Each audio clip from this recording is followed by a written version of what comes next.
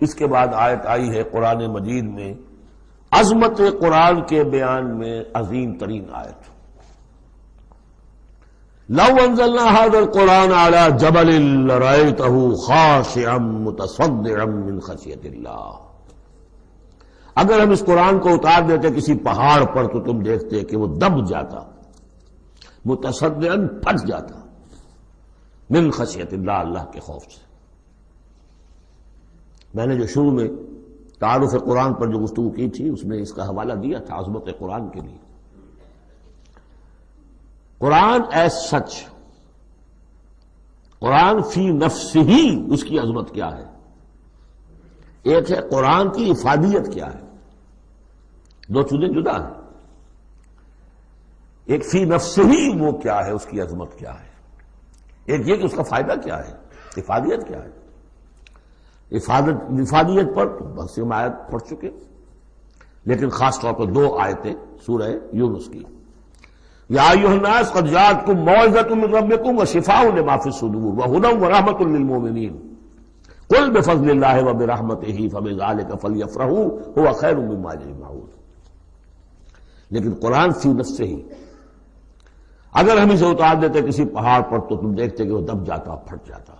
اور اس کے لیے میں تشریح کر چکا ہوں، سورہ اعراف میں جو معاملہ ہوا تھا کہ حضرت موسیٰ علیہ السلام نے فرمایا، عرض کیا تھا اللہ سے رب ارنی انظر الیک، اور اللہ نے فرمایا کہ تم مجھے نہیں دیکھ سکتے، لن ترانی ولکن انظر الی الجبل فإن استقر مکانہ فسوف ترانی، ذرا اس پہاڑ کو دیکھو، ہم اپنی تجلی اس پر ڈالیں گے، اگر وہ سہار جائے، کھڑا رہ جائے اپنی جگہ پر، برداشت کر جائے تو تم بھی سمجھنا کہ ہاں ہمیں دیکھ سکو گے۔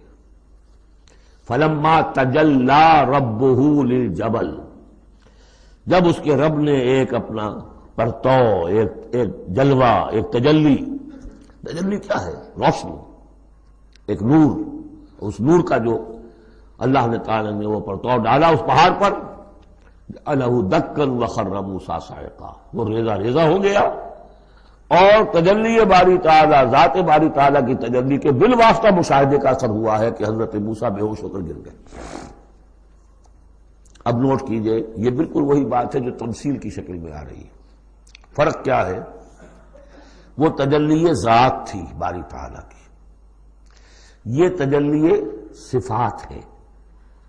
کلام اللہ، اللہ کا کلام ہے، کلام متکلم کی صفت ہوتا ہے، اس کی بھی تاثیر وہی ہے جو ذات باری تعالیٰ کی تاثیر ہے۔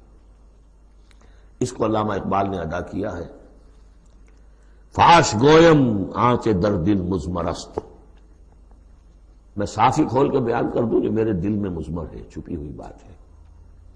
این کتابیں نیست چیزیں دیگر است، یہ قرآن کتاب نہ سمجھو، اسے کتاب نہیں کچھ اور ہے۔ کیا ہے؟ مثل حق پنہاں ہم پیداست، آج ہم نے وہ آیت بھی پڑھ لی، الظاہر والباطن، اللہ الظاہر بھی ہے الباطن بھی ہے، تو ذات باری تعالیٰ جیسے الظاہر بھی ہے الباطن بھی ہے، اسی طرح مثل حق پنہاں ہم پیداست، یہ چھپا ہوا بھی ہے اور ظاہر بھی ہے، سامنے بھی ہے۔ اس لیے میں بیان کر چکا ہوں وہاں سورہ واقعہ میں، لا یمسہ الا المطہرون، جب تک کہ اندر پاک نہ ہو چکا ہو قرآن کے حقیقی معرفت اور معانی تک انسان پہنچ نہیں سکتا، چھلکوں تک رہے گا، ہڈی ہوگی اس کے ہاتھ میں، گودا نہیں ہوگا اس کے پاس۔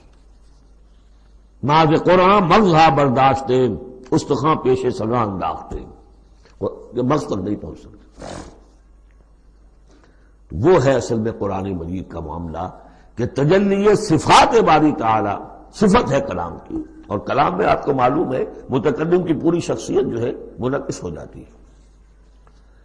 کوئی شخص ہے، کوئی بھٹیارن ہے، کوئی اور ہے، بڑبوجا ہے، اب ان کی اپنی زبان ہے، ان کا ایک جملہ آپ سنیں گے پتہ چل جائے گا یہ کون بول رہا ہے، یہ کون بول رہی ہے، اس لیے کہ پوری شخصیت، ان کا ذہن و فکر کا حدود اربع، ان کی تہذیب و تمدن کے ساتھ کس درجے ان کا کوئی تعلق ہے یا نہیں ہے، سب واضح ہو جائے گا۔ تانک بازی راگ پایا، تو اللہ کا کلام ہے یہ۔ لو انزلنا هذا القرآن على جبل لرأيته خاشعا متصدعا من خشیۃ اللہ، وَتِلْكَ الْأَمْثَالُ نَضْرِبُهَا لِلنَّاسِ لَعَلَّهُمْ يَتَفَكَّرُونَ، اور یہ مثالیں ہیں جو ہم لوگوں کے لیے بیان کرتے ہیں تاکہ وہ فکر کریں، غور کریں، سوچیں۔